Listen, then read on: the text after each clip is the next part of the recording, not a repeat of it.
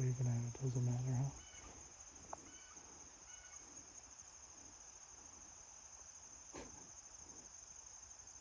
I wonder if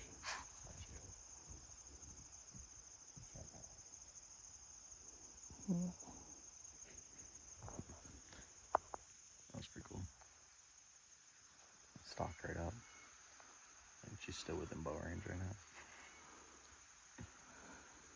She still doesn't know what to do, does she?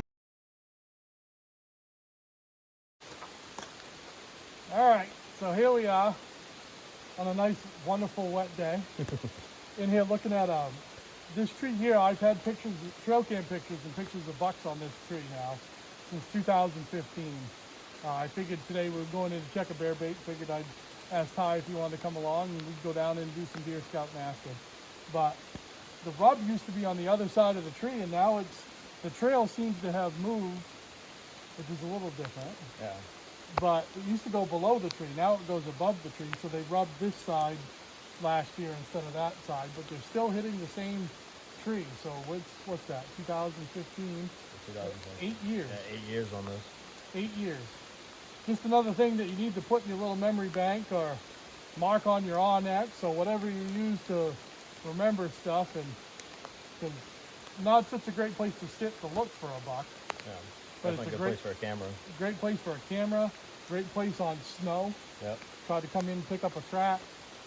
We just tried to go down in the swamp here where the deer go, and it's such a tangled mess right now with all the foliage, and we've had a ton of rain this year, so imagine that ton of rain. Water's a little deep this year. It was going to be well over our knees in there, so we just turned around. We did see, though, in the field coming down into here, saw a real nice doe on the way in. Yeah, big doe. Real nice. Bunch of apples up top, which usually doesn't have apples, so yep. Different food source this year. There's food everywhere in the woods up here this year, so it's gonna be a good year. A lot of heavy deer. That, and it's good to know that there's apple trees in here this year, because this area was hit by the brown-tailed moss pretty hard.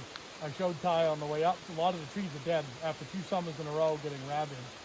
So that means a lot of the oak trees aren't going to have acorns. Yep. So if you have a food source, say you live in an area where something weird happens, a flood or a drought or whatever, or like this is an insect infestation, you find a food source like apple trees. Yeah, they might not be great middle of November, but end of October, that'll be prime time stuff to hunt right there. Definitely, especially when there's no other food source. Yep. You figure out where the deer are going, where they're coming from. Yep. Definitely helps. So, quick video, kind of fun though. It's like I said, 8 years. I'll attach some of the pictures to the video of the deer on the rub, or not so much the deer, but the rub over that period of time. So it is pretty cool to see that though. But, alrighty, off to the rain you go. Yep.